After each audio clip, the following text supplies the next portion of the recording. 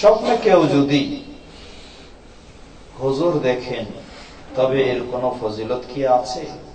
হুজুর বলতে কি, এখন তো হুজুরের অভাব নাই।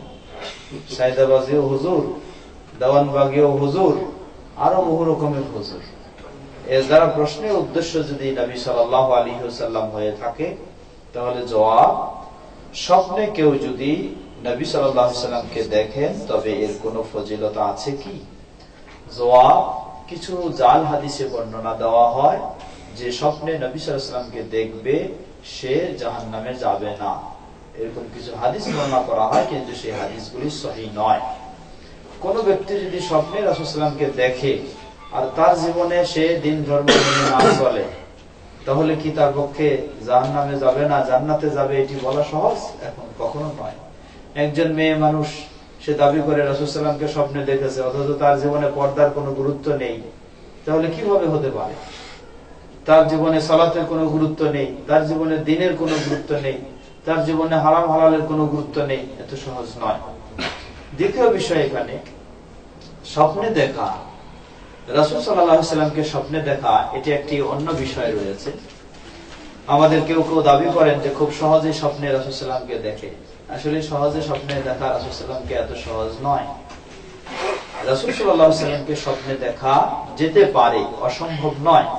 বরং সহিহ হাদিসে এসেছে, সহিহ বুখারী মুসলিমের হাদিস, রাসূল সাল্লাল্লাহু আলাইহি ওয়াসাল্লাম বলেন, মান রাআনি ফিল মানামি ফারাআনি ফাইন্না শাইতান আও ইবলিস লা ইয়াতামাসসালু বি আও কামা ক্বালা নবী সাল্লাল্লাহু আলাইহি ওয়াসাল্লাম, যে আমাকে স্বপ্নে দেখে সেই আমাকে প্রকৃতপক্ষে দেখে, কারণ ইবলিস কখনো আমার আকৃতি ধারণ করতে পারে না। তবে এখানে একটি বিষয় বোঝার রয়েছে। বোঝার বিষয় হলো যে স্বপ্নে রাসূল সাল্লাল্লাহু আলাইহি ওয়াসাল্লামকে দেখবে, প্রকৃতপক্ষে সে রাসূল সাল্লাল্লাহু আলাইহি ওয়াসাল্লামকেই দেখে, ইবলিসকে নয়। কারণ ইবলিস রাসূল সাল্লাল্লাহু আলাইহি ওয়াসাল্লামের আকৃতি ধারণ করতে পারে না। এরপরেও ইবলিস মানুষকে রাসূল সাল্লাল্লাহু আলাইহি ওয়াসাল্লামকে দেখেছে বলে ধোঁকা দিতে পারে। তা কিভাবে? আপনি কিভাবে নিশ্চিত হলেন যে আপনি রাসূল সাল্লাল্লাহু আলাইহি ওয়াসাল্লামকে দেখেছেন? উদাহরণস্বরূপ বলি, আমাকে যারা দেখেছে, যারা আমার বডি, আমার চেহারা, শেকল সুরত জানে যে আমি এরকম লোকটা, তাহলে অন্য কেউ যদি গিয়ে বলে যে আমি হলাম শহীদুল্লাহ খান, আর আপনি যদি আমাকে চিনে থাকেন, তাহলে আপনি বলতে পারবেন যে না, আপনি শহীদুল্লাহ খান না, তাকে আমরা চিনি, তার চেহারা না, এটা আপনার কাছে ধরা পড়ে যাবে। কিন্তু যে আপনি আমাকে কোনোদিন দেখেননি, আমার চেহারা চিনেন না, জানেন না, শুধু আইডিয়া আছে, একজন আলেম মানুষ তার এইসব পোশাক টোশাক থাকবে, দাড়ি টাড়ি থাকবে, এরকম একটা আইডিয়া আছে, কিন্তু আমার চেহারা আপনি কিছুই জানেন না। আপনার কাছে যদি এই ধরনের একটা ভালো পোশাক টোশাক পরে গিয়ে একজন মানুষ দাবি করে যে আমি কি শহীদুল্লাহ খান, তখন আপনি কি করবেন? আপনি মনে করবেন যে হইতে পারে। কেন মনে করবেন হইতে পারে? যেহেতু আপনি আমার চেহারা চিনেন না। তাহলে যেই একজন আলেমের চেহারা নিয়ে আপনার কাছে যাবে আর দাবি করবে, আপনি মনে করবেন যে এটা হতে পারে শহীদুল্লাহ খান।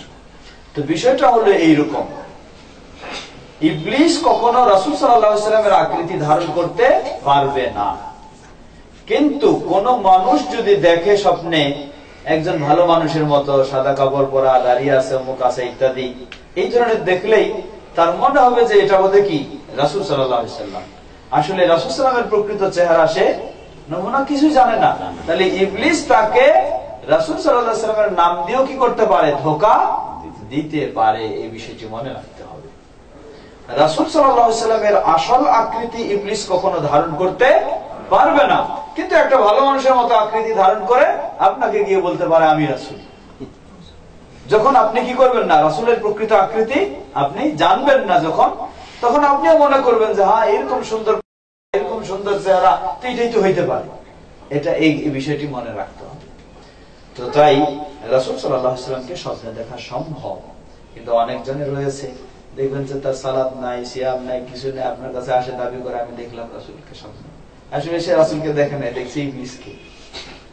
কারণ যে রাসূলকে স্বপ্নে দেখার মতো সৌভাগ্য লাভ করবে, তার মাঝে এই ধরনের ত্রুটি থাকবে এটা আশা করা যায় না।